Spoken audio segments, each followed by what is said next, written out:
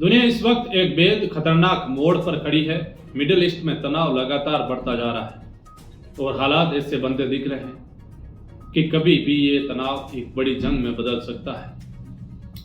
सबसे बड़ा सवाल यही है, क्या दुनिया तीसरे विश्व युद्ध की तरफ बढ़ रही है? क्या ईरान और अमेरिका के बीच सीधी जमीनी लड़ाई होने वाली है? और अगर ऐसा होता है तो इसका असर पूरी दुनिया, खासकर आम लोगों की जिंदगी पर क्या पड़ेगा? इन सभी सवालों के जवाब आपको इस पूरी रिपोर्ट में मिलेंगे, इसलिए इस वीडियो को अंत तक जरूर देखिएगा। सबसे पहले बात करते हैं ईरान की, जिसने पूरी दुनिया को चौंकाते हुए दावा किया है कि उसने 10 लाख से ज्यादा ग्राउंड सैनिक तैयार कर लिए हैं। रिपोर्टर्स के मुताबिक ईरान में युवाओं के बीच सेना में भर्ती होने की होड़ मच गई है। बड़ी संख्या में युवा बेसिस फोर्स, रिवोल्यूशनरी गार्ड और नियमित सेना में शामिल होने के लिए आवेदन कर रहे हैं। अब सवाल उठता है कि आखिर इतनी बड़ी संख्या में सैनिकों की तैयारी क्यों की जा रही है? क्या ये सिर्फ सुरक्षा के लिए हैं या फिर ईरान किसी बड़े युद्ध की तैयारी कर रहा है? विशेषज्ञों का मानना है कि ईरान और ये अंदेशा है कि अमेरिका कभी भी जमीनी हमला कर सकता है। यही वजह है कि ईरान अपनी सैन्य ताकत को तेजी से बढ़ा रहा है और हर स्तर पर तैयार रहना चाहता है। लेकिन यहाँ एक और अहम सवाल उठता है, क्या ये सिर्फ बचाव की रणनीति है या ईरान भी जवाबी हमला करने की तैयारी कर रहा है? इतिहास बताता है कि जब भी किसी देश ने इतनी बड़ी संख्या में सैनिक जुटाए हैं, उसके पीछे कोई बड़ा कारण जरूर रहा है। अब बात करते हैं अमेरिका की रिपोर्टर्स के मुताबिक अमेरिका मिडिल ईस्ट में 10,000 अतिरिक्त सैनिक भेजने पर भी विचार कर रहा है। पहले से ही वहां करीब 5,000 मरीन और 2,000 पैराट्रूपर्स मौजूद हैं, जो 82वीं एयरबोर्न डिवीजन से जुड़े हैं। अगर इन नए सैनिकों को भी वहां तैनात किया जाता है तो अमेरिका की सैन्य मौजूदगी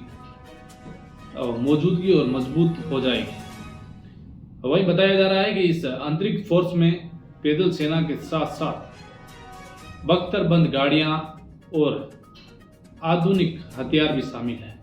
अब सवाल यह है कि क्या अमेरिका सिर्फ अपनी सुरक्षा मजबूत कर रहा है या फिर यह किसी बड़े हमले की तैयारी है?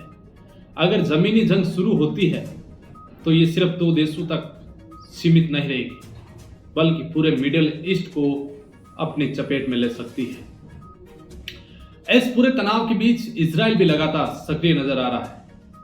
इजराइल ने दावा किया है कि उसने ईरान के यजद शहर में मिसाइल और समुद्री जो बारूदी सुरंग है बनाने वाले उन ठिकानों पर भी हवाई हमला किया है। इजराइल के मुताबिक ये ठिकाना ईरान के एडवांस मिसाइल प्रोग्राम का अहम हिस्सा था, जहां मिसाइलों की असेंबली और भंडारण किया जाता था। इन मिसाइलों को क्रूज प्लेटफॉर्म, पेनुडुबियों और हेलीकॉप्टरों से लॉन्च किया जा सकता था। अब यहां सबसे बड़ा सवाल यह है कि क्या ये हमला ईरान की ताकत को कमजोर करने की कोशिश है या फिर ये कदम पूरे क्षेत्र में तनाव को और बढ़ा देगा? अगर ईरान इसका जवाब देता है तो हालात और ज्यादा बिगड़ सकते हैं। इसी बीच लेबनान में हालात बेहद खराब हो चुके हैं। इजराइल की सैन्य कार्रवाई लगातार तेज हो रही है, जिसके कारण लाखों लोग अपने घर छोड़ने को मजबूर हो गए हैं।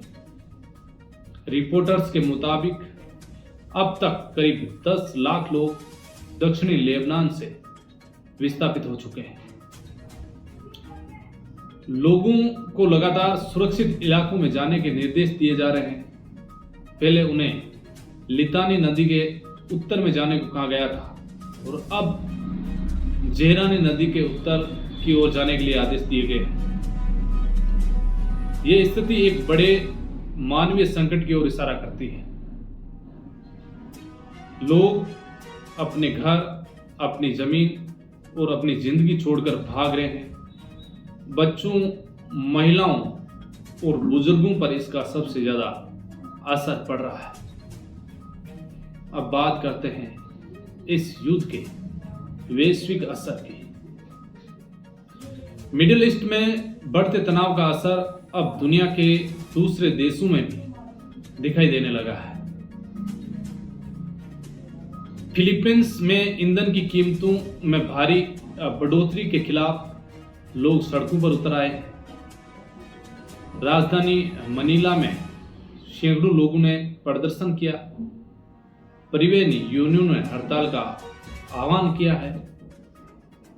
वहीं आपको बता देते हैं कि एक ड्राइवर ने कहा है कि उसकी रोज की कमाई का बड़ा हिस्सा बच्चों की फीस में चला जाता है और खाने के लिए पैसे नहीं हैं। ये साफ दिखाता है कि इस युद्ध का असर आम लोगों की जिंदगी पर कितना गहरा पड़ रहा है। श्रीलंका में हालात और भी चिंताजनक है। देश में ईंधन की भारी कमी हो गई है और सरकार ने राशनिंग सिस्टम लागू कर दिया है। क्यूआर कोड के जरिए लोगों को सीमित मात्रा में पेट्रोल और डीजल दिया जा रहा है। बताया जा रहा है कि श्रीलंका के पास सिर्फ 1 महीने का ईंधन भंडार बचा है। अगर हालात ऐसे ही बने रहे तो देश एक बार फिर आर्थिक संकट की चपेट में आ सकता है। वहीं बात वियतनाम में की करें तो वियतनाम में जेट फ्यूल की बढ़ती कीमतों के कारण एयरलाइंस ने अपनी उड़ानों में कटौती शुरू कर दी है। कई घरेलू और अंतर्राष्ट्रीय रूट्स पर फ्लाइट्स कम की जा रही है।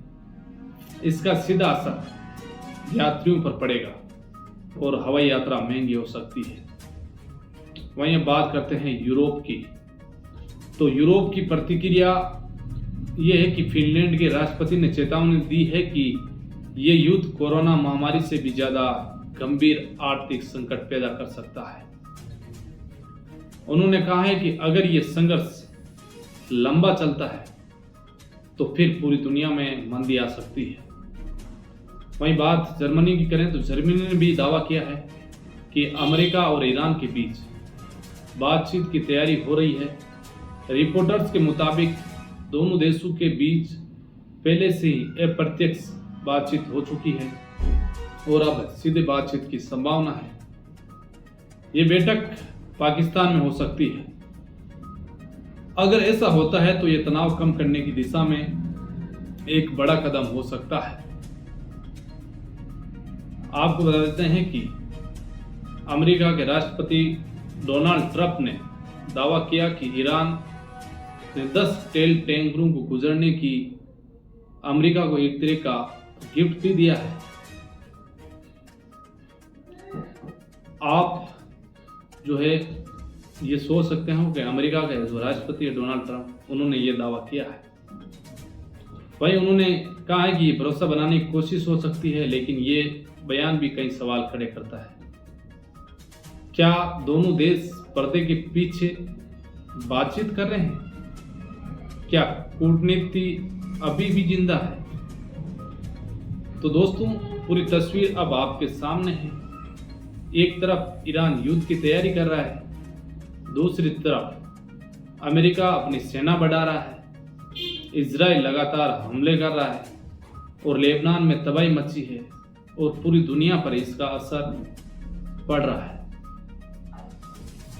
तो अब सबसे बड़ा सवाल यही है, क्या ये तीसरे विश्व युद्ध की शुरुआत है या फिर आखिरी वक्त में कूटनीति इसे रोक लेगी? दोस्तों, आप क्या सोचते हैं? क्या ये युद्ध टल सकता है या अब टकराव तय है? कमेंट में अपनी राय जरूर बताएं और हाँ, वीडियो पसंद आए तो लाइक करें और चैनल को सब्सक्राइब और बेल आइकन जरूर दबाएं ताकि आपको हर बड़ी खबर सबसे पहले मिल सके। जय हिंद साथियों।